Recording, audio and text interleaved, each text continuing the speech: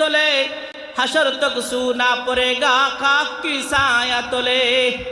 এই মিয়া দুনিয়ার বুকে যতটুক জাগার এটা জায়গা নাও, এরপরে আর জাগতে হবে না, এরপরে আর চিন্তা লাগবে না, আর নতুন করে আমল করতে হবে না।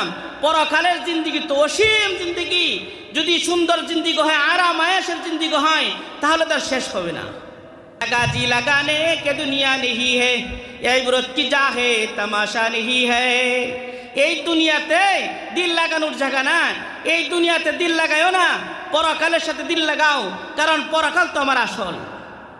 রাসূল করিম সাল্লাল্লাহু আলাইহি ওয়াসাল্লামের কাছে একদিন এক ব্যক্তি আসলো। নবীজি সাল্লাল্লাহু আলাইহি ওয়াসাল্লাম মসজিদে নববীতে বসে আছেন। এক ব্যক্তি সাদা কাপড় পরিহিত একজন ব্যক্তি আসলেন, যার দাড়িগুলো অনেক কালো ছিল, চেহারাগুলো দেখতে অনেক সুন্দর ছিল। নবী আলাইহিস সালাতু ওয়াস সালামের কাছে আসার পরে ওই ব্যক্তি রানের সাথে রান মিলাইয়া বসলেন। নবী সাল্লাল্লাহু আলাইহি ওয়াসাল্লামকে বারবার কি যেন এক প্রশ্ন করতেছে।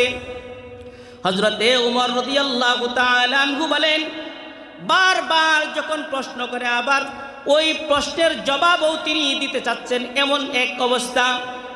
নবী সাল্লাল্লাহু আলাইহি ওয়াসাল্লামকে বললেন, ইয়া মুহাম্মদ আখবিরনি আনিল ইসলাম, হে মুহাম্মদ তুমি আমাকে ইসলাম সম্পর্কে খবর দেয়া দাও। নবী